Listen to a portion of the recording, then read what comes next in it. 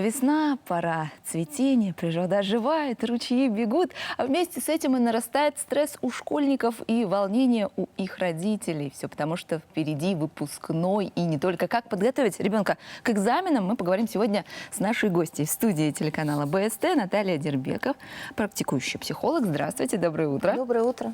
Ну что ж, наша тема ясна, да, тут она такая глубокая, обширная и всегда актуальна, мне кажется, ежегодно, вот в это время особенно. Как подготовиться к выпускникам? Да, пора наступает очень жаркая, возникает большая тревога, возникает стресс не только у выпускников, но и у родителей, у самих педагогов. Что делать выпускникам? Представить, что вас ожидает не ЕГЭ, ОГЭ и какие-то серьезные аббревиатуры, а просто контрольная работа. Контрольная работа – это итог того, что вы изучали планомерно, глубоко, спокойно, весь год.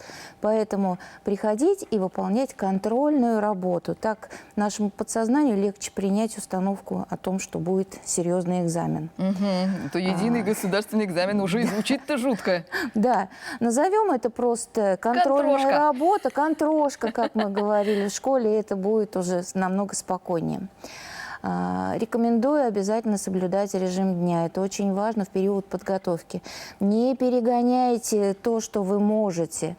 Наверняка педагоги дали вам систему, которая позволит вам планомерно успеть сделать все. Поэтому придерживайтесь этой системы, и вся информация, которая нужна к ЕГЭ, ОГЭ, она будет усвоена и выполнена. Поэтому четкий режим дня, присутствие свежего воздуха, питьевой воды. Я сегодня буду много-много раз говорить, а Юля, вы мне будете подсказывать, бутылочка чистой воды.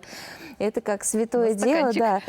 Стаканчик воды, он должен быть всегда рядом. Вода помогает успокоиться, помогает восстановить щелочной баланс и еще и многие процессы остановить тревожности. Да-да. Поэтому соблюдение режима дня, полноценный сон, 8-10 часов обязательно. Свежий воздух, не отменять встречи с друзьями, но успевать все. Это реально, это возможно.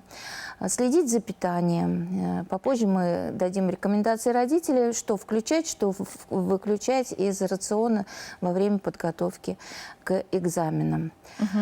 А вот правда же говорят, не знаю, может быть, это и неправда, что вот немного волнения, оно включает большую внимательность, заставляет мозг сосредоточиться. Вот это полезно или вообще нет? Что полезно, что нет, в принципе? Ну, все индивидуально. Для некоторых и маленькая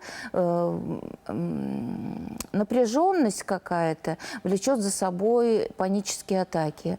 Поэтому моя рекомендация быть спокойными и уравновешенными. Это больше даст возможность подсознанию воспроизвести тот материал, который мы знаем и в это время уже получен. Не забываем про то, что заучивать, просто заучивать, это нерационально и не нужно. Нужно понимать материал. А для того, чтобы лучше понимать материал, нужно пересказывать его своим близким, заниматься с друзьями, возможно, записать себя на видео, просмотреть потом, или репетировать перед зеркалом. Это тоже очень полезно. Ну да, кстати. А еще... Как вы думаете, вот почему у студентов есть хорошая примета не надевать на экзамен ничего нового? Ни обувь не обувать, ни одежду? Ну, это может сказаться вот физически на тебе, хоп, и натер мозольку, Совершенно конечно, отвлекаешься. верно, да.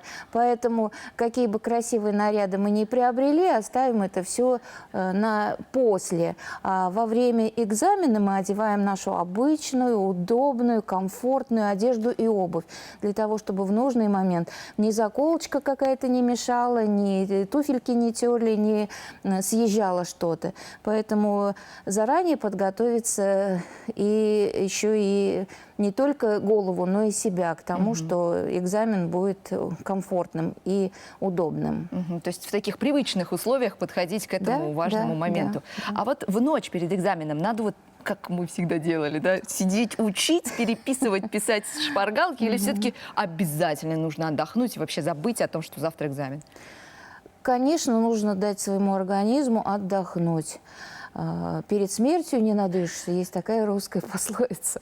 Хочется, конечно, в последнюю ночь выучить весь объем, который должен был освоен был в течение года, но делать этого не нужно. Вечер перед экзаменом нужно посвятить опять спокойным каким-то занятиям. Можно погулять, можно встретиться, выспаться, хорошо покушать утром, взять с собой обязательно водичку, это обязательно, и идти сдавать экзамен с уверенностью, что это не будет для вас большой трудностью. Это обычная контрольная работа, которую предстоит, и вы выполните. Не накручивай себя, да? Нет, совершенно нет. Если только бигуди. А как родители могут помочь абитуриенту или выпускнику вот в этот момент? От родителей зависит очень многое. Прошу родителей снизить уровень тревожности самим, перестать контролировать, заставлять садить учиться, создавать какие-то нервозные предпосылки того, чтобы наш выпускник сам начал тревожиться через родителей. Создавать дома благоприятную, спокойную обстановку. От родителей зависит очень многое. Допустим, питание. В период подготовки я рекомендовала бы исключить фастфуд, газированные напитки, кофе, энерджейки, всякие энергетики, которые якобы стимулируют к тому, что можно больше позаниматься и больше энергии получить. Нет, нет. Наоборот, ввести планомерно в режим выпускника овощи, фрукты, орехи, мед, креветки, рыбу, что еще там... Ну, в общем, Зелень, да, знакомую, простую еду. Из напитков рекомендуется простая питьевая вода, натуральные соки, компоты, морсы. Все живое, все живое. Это поможет выпускнику в подготовке. Ну, микроэлементы он получит, да, вот эти, которые очень да, полезны да, для нашего организма. А еще от родителей зависит очень психологическая обстановка. Поэтому внушайте нашему выпускнику, нашему подростку, что в любом случае, при любом результате мы его также будем любить, он также нам дорог. И очень часто результаты экзаменов не являются показателем успешности в жизни. Сынок, дочь, как ты не сдашь экзамен, ты для нас все равно дорогая, и мы тебя любим. Поэтому только спокойствие, как говорил наш Карлсон, да?